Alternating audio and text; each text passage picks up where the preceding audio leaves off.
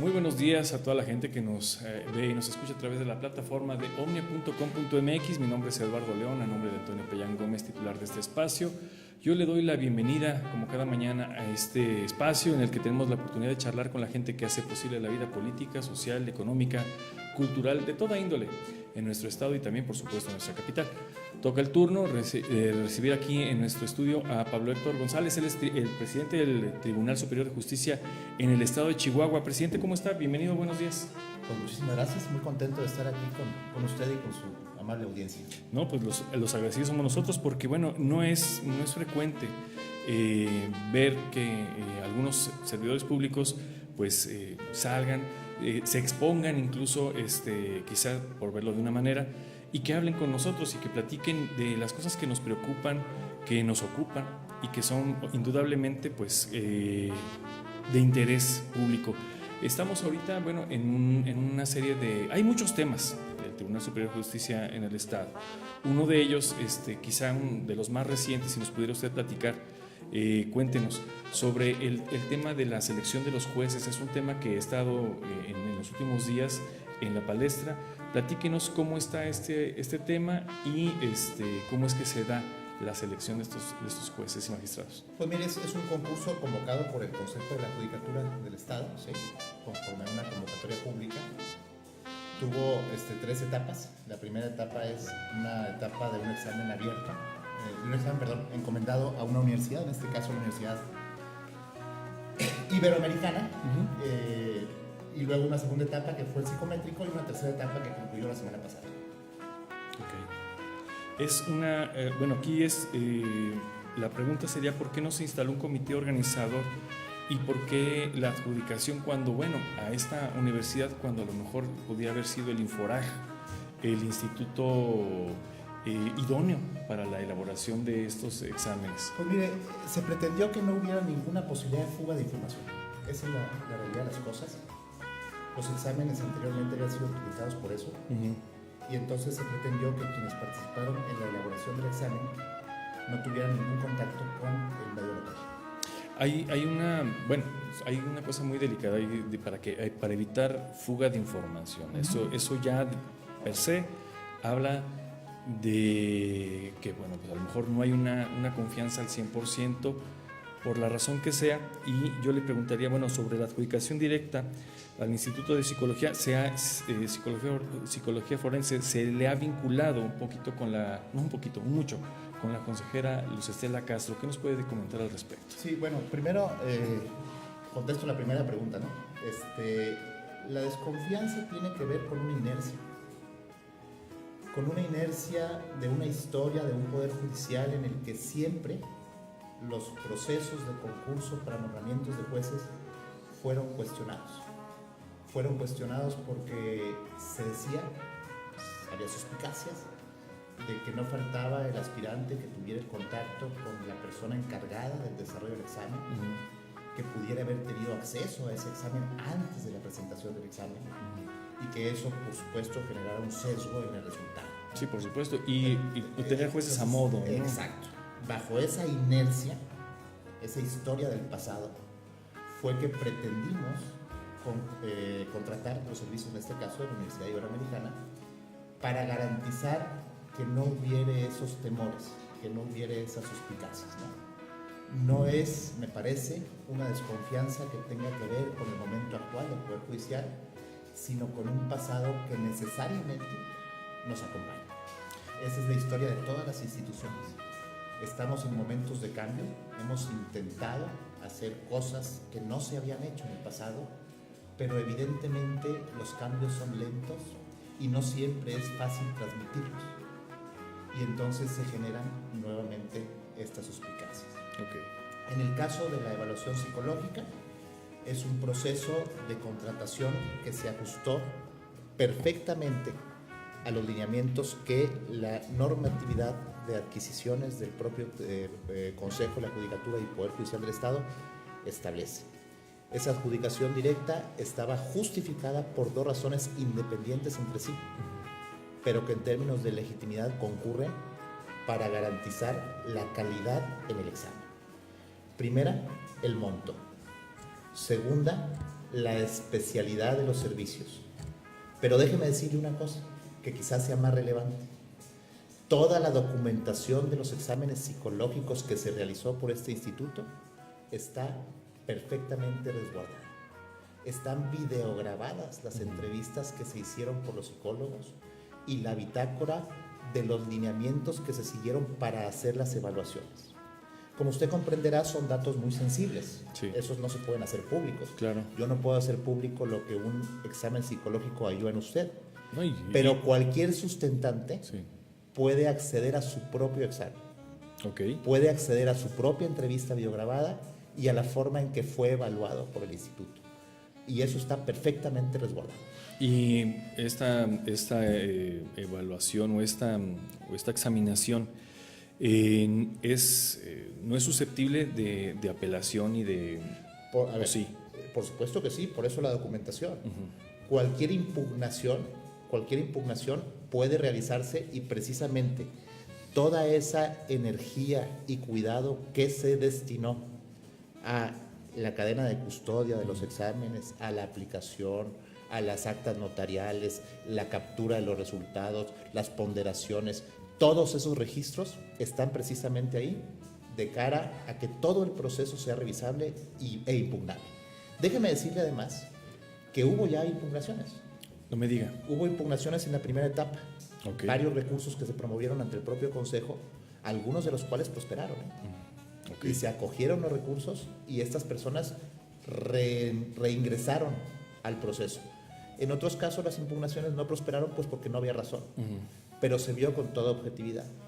Con independencia de esto, también en sede de amparo, como usted sabe, sí, hay algunas impugnaciones y por supuesto que el Consejo de la Judicatura estará a lo que el Tribunal de Amparo resuelva y acatará en sus términos lo que la Justicia Federal tenga que decir.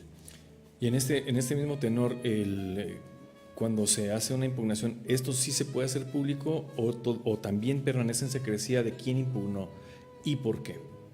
Bueno, los procedimientos de impugnación en principio los conoce el interesado, que es a quien se le notifica, claro, porque no es una metodología de audiencias. Lo mismo ocurre en sede de amparo, pero las personas que han impugnado, sobre todo el amparo, pues lo han hecho público, es decir, se ha sabido, sí, es del conocimiento. Sí.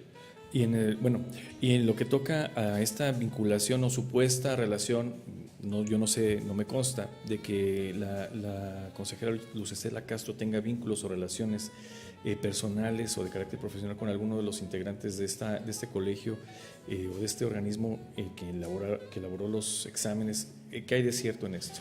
Pues mire, hasta donde yo tengo noticia, había habido una relación profesional en términos de peritajes derivados de procesos que se llevaban en organizaciones de la sociedad civil en los que la ahora consejera pues tenía participación, una relación profesional.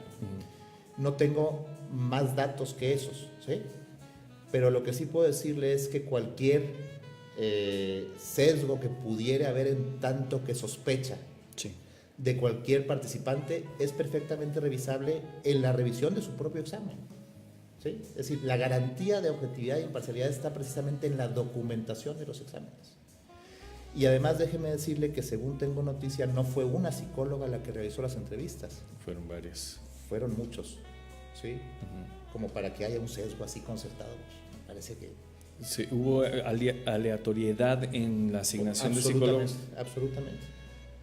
¿No? Ok, estamos hablando con el magistrado presidente Pablo Héctor González del Tribunal Superior de Justicia en el Estado. Preguntarle, presidente, bueno, ya tiene 4 meses, poquito más de 4 meses, ya 4 meses y días de que asumió el cargo. ¿Cómo se siente? ¿Ha habido jaloneos?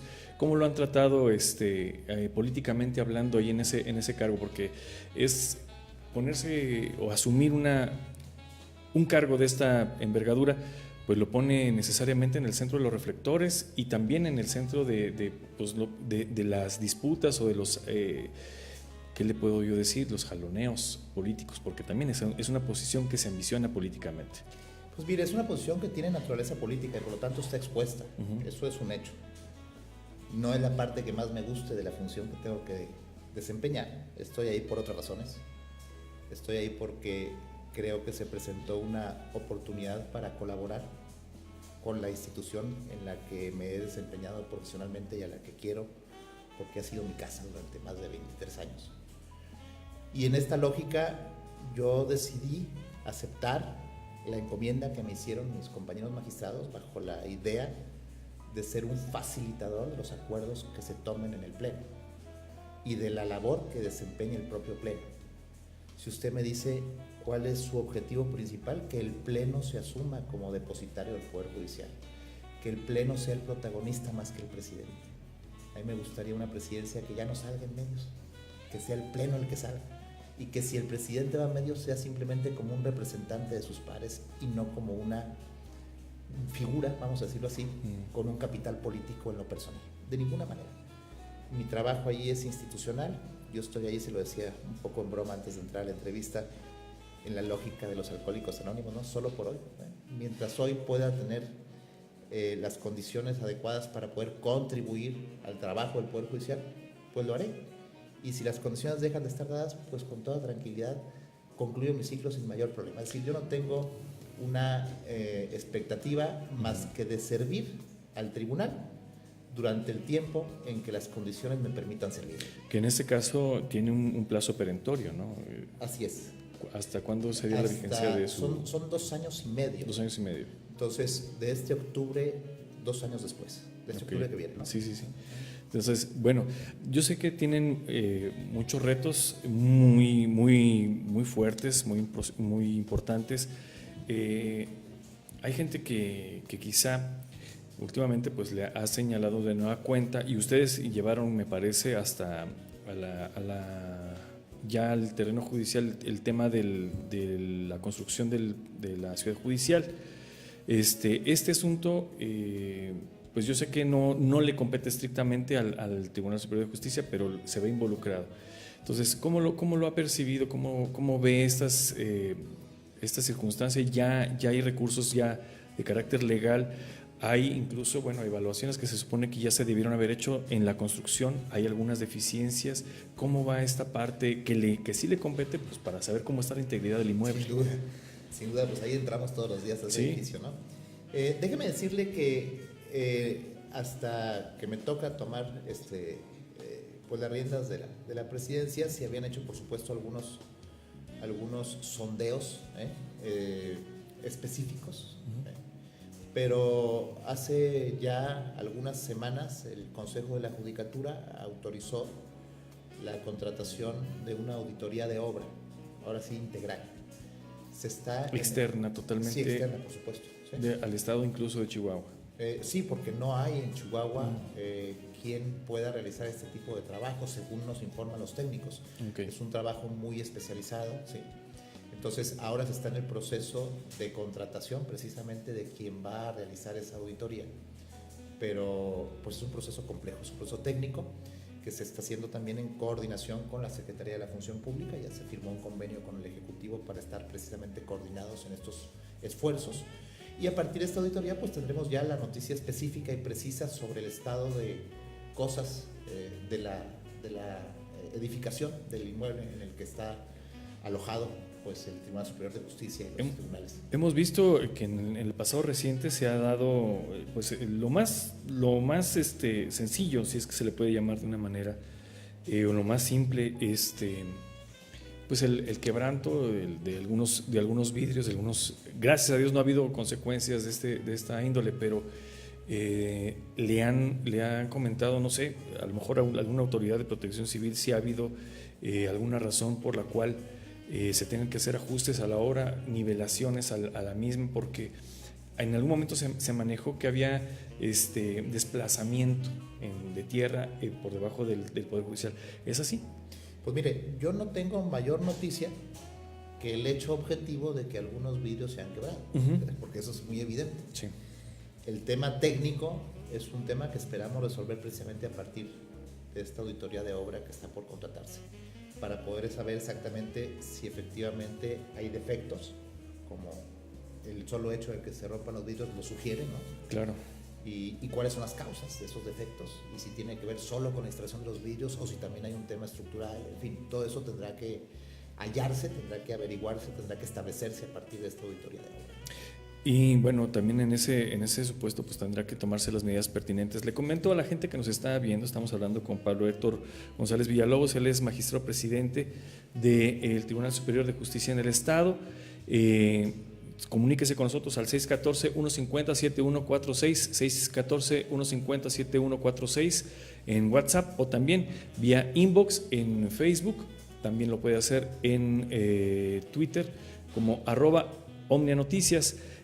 Bueno, pues comentar, bueno, aquí tenemos Palma Sierra Katia, nos está viendo, también Kemi Barrera, saludos a Kemi Barrera. Comentarle también en este mismo tenor, presidente, ya que lo tenemos aquí y aprovechando que nos hace favor de acompañar, ojalá que esta no sea ni la primera ni la última vez que nos acompañe. Ojalá que sea la primera. La primera de varias, eso, la primera de muchas. Con muchísimo gusto. La primera de muchas, porque nos hace falta conversar con la gente, por ejemplo, ya ha venido gente del Legislativo, ha venido gente del Ejecutivo, nos hacía falta que viniera usted ya como titular del Poder Judicial. Hubo con algunas de con la implementación de las reformas ya para pasar a la oralidad, algunos cambios en algunos juicios, bueno, no sé cómo llamarle, usted tendrá el dato técnico, la manera técnica correcta de llamarle. Si yo tenía un juicio en el antiguo sistema, la sala en la que yo lo llevaba desapareció y se trasladó mi asunto a otra sala, pero ya no es el asunto número 3, ahora pasó a ser el 347. Sí. ¿Qué va a pasar o qué está pasando con este tratamiento de este tipo de circunstancias, magistrado? Mire, efectivamente se generó un cuello de botella, tanto aquí como en Ciudad Juárez, motivo de esa situación que usted describe. Y déjeme decirle que ya se está atendiendo. El día de hoy en Ciudad Juárez se abre un nuevo juzgado familiar temporal, precisamente para batir el rezago, y junto con ese juzgado que tendrá toda la estructura de un juzgado tradicional, habrá 2 jueces temporales, ¿sí? En Chihuahua también ya se nombraron 2 jueces temporales, uno civil y otro familiar. Se está examinando la posibilidad de abrir una estructura. Todo esto en el marco de una figura que el Consejo de la Judicatura creó, inspirado en un modelo que existe a nivel federal y que tiene como finalidad atender precisamente esta problemática, que es el Centro Estatal de Justicia, el Centro Auxiliar de Justicia, es decir, un cuerpo de jueces que van a auxiliar, sobre todo a los del tradicional, que es donde tenemos el cuello de botella, claro, para poder abatir tan pronto como sea posible ese rezago. Hemos atendido eso y hemos atendido también el tema del cuello de botella en los estudios psicológicos y socioeconómicos, en donde también ya ha crecido la estructura y se está eficientando el procedimiento. Son de las cosas de las que le hablaba al principio cuando me decía cómo le va.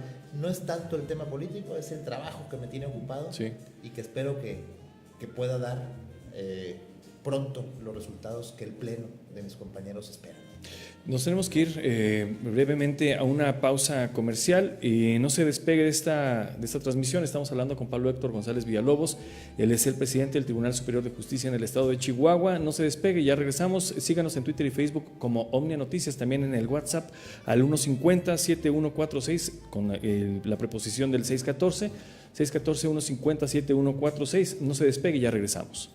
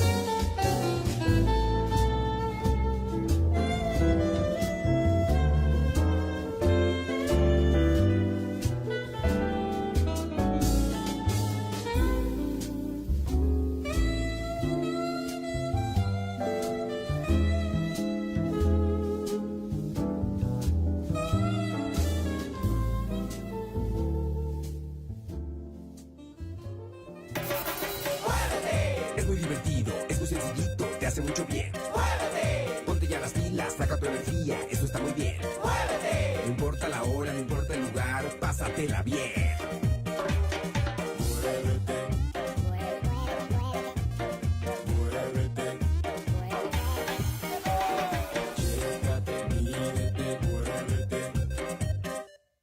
Vale prevenir. Hola, soy técnica en atención y orientación al derechohabiente TAOD. Nuestra función es apoyarte en los trámites que realizas ante el IMSS para que tu estancia sea lo menos prolongada posible. Nos puedes encontrar en las entradas principales de hospitales, subdelegaciones y algunas unidades de medicina familiar en los módulos de atención y orientación al derechohabiente. También nos puedes identificar con nuestro uniforme azul marino, una mascada y nuestro PIN. Recuerda que estamos para servirte. Somos técnicas en atención y orientación al derechohabiente, mejor conocidas como personal TAOD. Ser TAOD es un orgullo. 40 años de servir. Y atenderte es para nosotras un placer.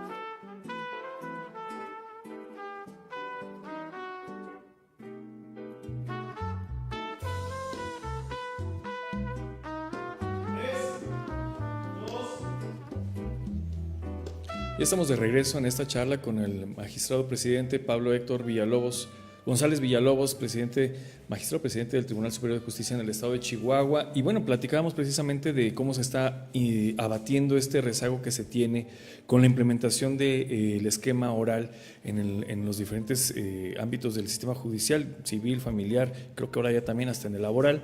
Hay una carga considerable para los juzgadores y cómo lo estamos resolviendo, cómo se está resolviendo en el tribunal. Bueno, le comentaba que se crea esta figura de Centro Auxiliar de Justicia en donde habrá tantos jueces como podamos nombrar y como se necesiten. Son jueces que por su propia naturaleza tienen una encomienda temporal, porque su función es coadyuvar en el abatimiento del rezago, ¿sí? La expectativa desde luego es que la justicia tradicional se vaya adelgazando, se vayan desahogando los asuntos y poco a poco vaya reduciéndose al mínimo, ¿no? Siempre habrá quizá expedientes vivos porque, según me explicaban, yo nunca he estado en jurisdicción civil ni familiar, pero me explicaban los jueces familiares que en materia familiar los expedientes, aunque estén terminados, quedan como zombies, ¿no? Y de pronto reaparece alguna promoción y se reactiva el expediente. Entonces, bueno, eso tendrá que seguir, pero mientras tanto el cúmulo de asuntos, que es lo que urge desahogar, que urge destrabar, pues este Centro de Justicia Auxiliar lo que está tratando es de resolver esta situación mediante un modelo que incluye dos variables o dos modalidades, valga la redundancia. Por un lado, como está ocurriendo en Ciudad Juárez a partir del día de hoy, un juzgado nuevo con toda su estructura, es decir, con un grupo de secretarios, un grupo de expedientes, un local en el que está instalada. Y por el otro lado también la figura de los jueces que están nombrados temporalmente como jueces, pero que no tienen estructura, ¿sí? Okay. Esos jueces se asocian con algún juez que tenga estructura y entonces le permite coadyuvar con el desahogo de los asuntos de esa estructura, pero con firma, claro, de forma tal que sea su responsabilidad. Es un poco lo que ocurría en algunos juzgados de distrito donde había una mesa A y una mesa B, ¿no? Sí. O una mesa de jurisdicción ordinaria y otra de amparo, ¿no? Funcionaban como si fueran dos juzgados en uno. Esa es un poco la idea. No teníamos la capacidad ni el espacio para abrir estructuras completas, pero creemos que con esta fórmula vamos a poder desahogar significativamente pues el cuello de botella que traemos en la justicia tradicional. En Ciudad Juárez particularmente en lo familiar, en Chihuahua también en lo familiar, aunque también un poco en lo civil, pero esa parte se está atendiendo. ¿Cómo andamos en la cantidad? Yo sé que los números a veces nos dicen poco, pero tenemos un número finito de juzgadores. Ahorita el Poder Judicial, el Tribunal Superior de Justicia, ¿con cuántos juzgadores cuenta? El número exacto no lo traigo, pero son alrededor de 200 jueces. Alrededor de 200 jueces. Así es. que estaríamos viendo de alguna manera bajo este esquema, no aplicaría en todos los juzgados, Sí. pero se podría hablar de una duplicidad. No completa. O sea, no se trata de duplicar la estructura. Sí, Sino se el trata número de- de juzgadores, ¿no? Sí. Para atender los rezagos. Sí, pero yo no, a ver, no sería posible de pronto tener el doble de Sí. juzgadores. Pero yo sí creo que podríamos estar hablando, ahorita por ejemplo tenemos 3 nuevos juzgadores en Ciudad Juárez y tenemos 2 en Chihuahua, a ver, pronto vamos a tener otros 2 y eventualmente yo creo que podríamos estar hablando de unos 20 o 30 juzgadores de este centro auxiliar, ¿sí? Que estará para batir el rezago. Y estará pues donde las necesidades lo requieran, porque no todos los tribunales tienen rezago. Entonces aquí se trata de coadyuvar los puntos más complicados, ¿no? Particularmente la idea surge a partir de lo que usted planteaba, que es el problema que se genera en la justicia tradicional. Sí, que ya, bueno, ya prácticamente todo lo que ha surgido a partir de 2000, ¿qué será? 2014 para acá ya es bajo el nuevo sistema de justicia, ya en la oralidad, en lo que toca a la justicia penal.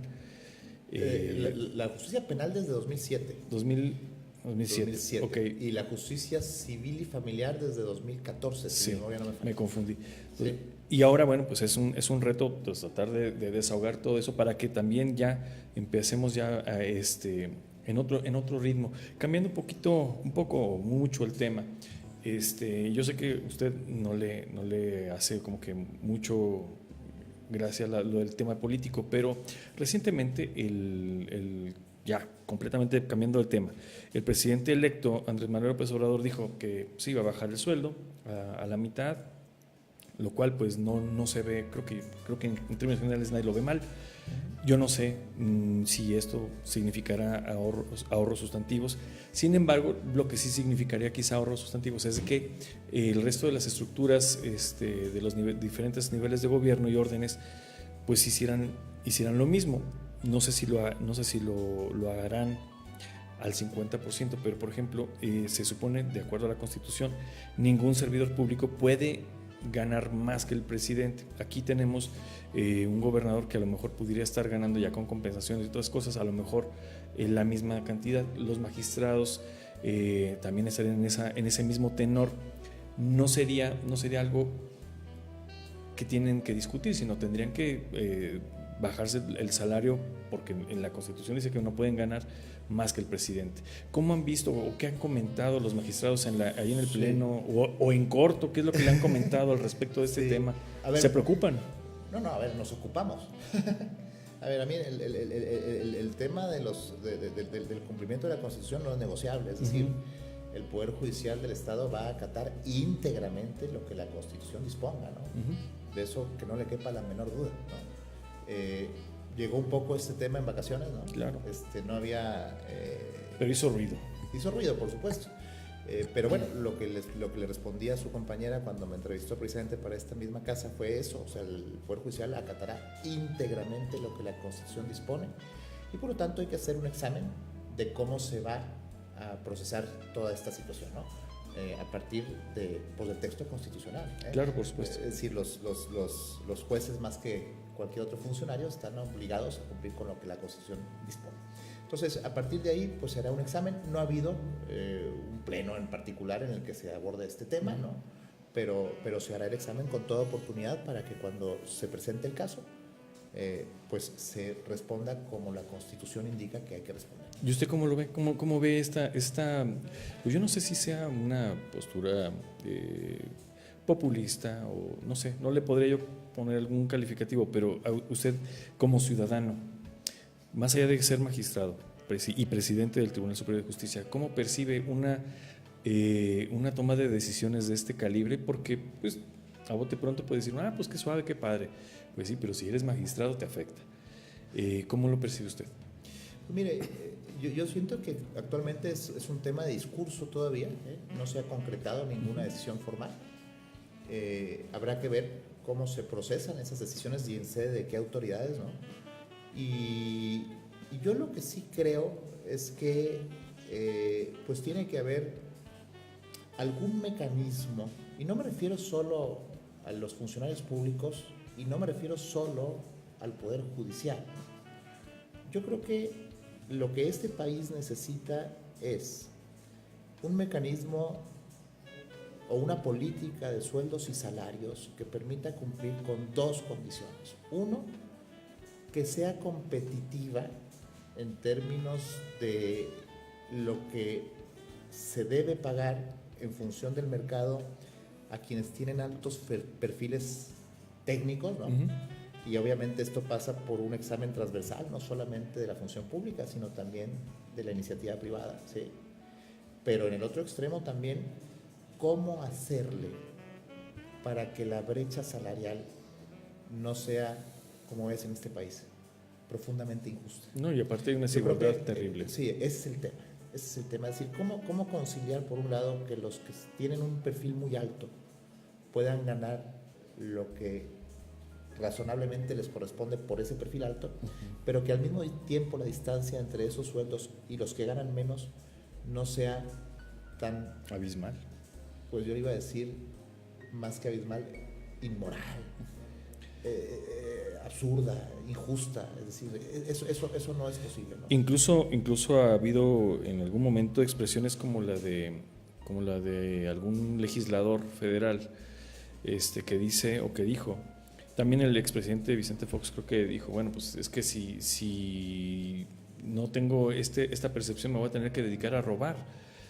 Sin duda, hay posibilidades de que algún servidor público, independientemente de si se trata de un magistrado, pueda ser víctima objeto de un soborno por parte de alguien. Sí. Entonces, para eso también tendría, o en función de esto tendría que ver su salario, la percepción. Siempre se ha dicho que lo dijo Aristóteles, ¿no? La virtud requiere un cierto número de bienes, ¿no? Si usted no tiene satisfechas las necesidades decorosas de una vida, pues entonces es difícil exigirle la virtud. Pero eso pasa por un nivel muy bajo en realidad. De lo que se trata más que de eso, que ese es un factor importante sin duda, pero me parece que es más importante la idea de un mercado laboral en el que grandes talentos puedan optar por la función pública como una opción de vida. Y si los salarios no son decorosos, entonces pues no van a optar por la función pública. Se van a ir al ámbito privado. claro. Sí. Entonces ese es el tema, más que de corrupción, pues de fuga de talentos, vamos a decirlo así. Sí, pero también hay que tener en cuenta que hay gente que aprovecha la posición de un servicio público para otro tipo de actividades que le remuneren quizá bastante más que esa actividad preponderante preponderante entre comillas. Pero no es el caso de los funcionarios judiciales. Los funcionarios judiciales vivimos de nuestro ingreso como funcionarios. No es... Sí, pero pueden ser sujetos de que por parte de alguien que está en un proceso, oiga, ¿sabe qué, juez? O sea, malito, écheme la mano. ¿Cómo que écheme la mano? Pues, y entre la lógica sería, bueno, pues si yo no tengo una necesidad económica como juzgador, pues nada, o sea, en función de eso pudiéramos pensar que es incorruptible. Sí, a ver, como le digo, efectivamente es un argumento que se pone sobre la mesa cuando se discute este tema y evidentemente cuando hay una convicción y hay principios morales sólidos y hay un ingreso decoroso, pues es mucho más difícil corromper a alguien, ¿no? A veces los principios se doblan por la necesidad cuando una persona se mete en alguna dinámica en la que, bueno, la tentación surge, y esa es la parte en la que creo que tiene razón usted.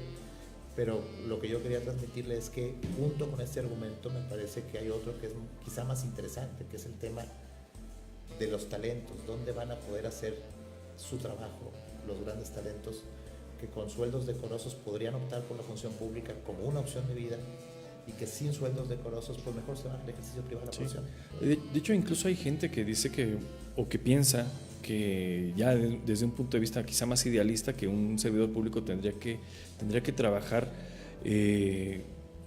por ejemplo, en un cargo de gobernador o de presidente de la República, como un cargo honorífico, no tanto como una aspiración, porque bueno, se ha visto que algunos políticos pues tienen una vida mucho más que decorosa, e incluso se habla ya de una clase social que es la clase política, ya no como parte de un segmento dedicado a esta labor, sino también en un estrato socioeconómico, la clase política, ¿no? Por esa remuneración a veces excesiva. Sí, a ver, es que eso funcionaría entonces en una aristocracia. Es decir, el gobierno de los privilegiados, ¿no? Y entonces, pues la gente que vive de su trabajo, pues no podría aspirar a la función pública, ¿no? Uno tendría que tener resuelta la papa, ¿no? Para poder dedicarse al servicio público como si fuera un servicio social, ¿no? Exactamente. Pero me parece que eso excluiría, ¿no?, de la opción de vida de la función pública a aquellas personas que, teniendo talento, no tienen, sin embargo, recursos como para poder prescindir de un salario, porque viven de su salario, ¿no? Claro. Entonces, ese es el tema de fondo, pero es un tema que viene desde Platón, ¿no? Cuando Platón hablaba de las figuras de la democracia, la aristocracia y luego las corrupciones de estas figuras, pues todo eso ya estaba sobre la mesa. Si no hay nada nuevo bajo el sol. Lo que hay que hacer es tener sentido común y hacer lo que de nosotros dependa para que las instituciones que están a nuestro cargo funcionen y que tengamos un mejor futuro nosotros y nuestros hijos, ¿no? Yo le agradezco mucho, magistrado presidente Pablo Héctor González Villalobos, que nos haya acompañado en esta charla. Más que entrevista, es una conversación que necesitamos tener, pues a título de ser representante de un amplio sector de la población que está deseoso de conocer algunas de las cosas que pasan en el ámbito público, en este caso del Tribunal Superior de Justicia. Le agradezco mucho el favor de su atención, que nos haya acompañado esta mañana. ¿Desea agregar algo más, magistrado? Pues mire, yo nada más quisiera dejar constancia de que, desde luego, no somos perfectos. Todos tenemos errores, pero hemos intentado hacer lo que nos ha tocado hacer de la mejor manera posible, de acuerdo con nuestras capacidades. Creo que este examen que concluye hoy delibera el Consejo, ha sido un examen que no ha sido, por supuesto, perfecto, siempre es perfectible, pero sí ha pretendido hacer las cosas de forma diferente. Y eso a lo mejor no se ha sabido apreciar y no se ha sabido ver, quizá porque a lo mejor no hemos sabido transmitirlo. Pero yo quisiera dejar constancia de esto, con todos los vicios y los defectos que pudo haber tenido el primer examen, el examen teórico. Fue un examen parejo, fue un examen en el que estuvo garantizado que no hubiera filtraciones de información. Las evaluaciones psicológicas, con todos estos cuestionamientos, están documentadas. Cualquiera que haya sido sometido a esa evaluación puede ir a ver su propio expediente y su propia entrevista, que está videograbada. La parte final, las entrevistas que hicieron los jueces y magistrados que vinieron gratuitamente a evaluar de fuera a los aspirantes, están videograbadas y están disponibles en la página de internet del tribunal. Está abierto, no tenemos nada que ocultar. Yo lo invito de veras a que exploremos estas cosas que están pasando, porque a veces, por las inercias, por las suspicacias, pues nos quedamos, digamos, sin ver un poquito más allá de la superficie. No, pero es importante y qué bueno que haya esta apertura, esta transparencia, y le agradecemos también que tenga con esa misma confianza la posibilidad de venir y acompañarnos y decirnos y explicarnos lo que haya necesidad de aclarar. Muchísimo gusto, siempre, yo le agradezco muchísimo. No, al contrario, el agradecido soy yo. Muchísimas gracias también a usted que nos estuvo viendo y escuchando a través de omnia.com.mx, también en Twitter y Facebook como Omnia Noticias. Mi nombre es Eduardo León, a nombre de Antonio Payán Gómez, titular de este espacio. Le agradezco, le invito a que se quede con nosotros en esta nuestra página, nuestro portal informativo omnia.com.mx. Síganos porque aquí tendrá la información más veraz y oportuna, sobre todo veraz ante cualquier circunstancia. Le agradezco, síganos, quédese con nosotros en estas charlas. Nos vemos hasta mañana. Hoy es lunes 20 de agosto de 2018. Que tenga un excelente inicio de semana.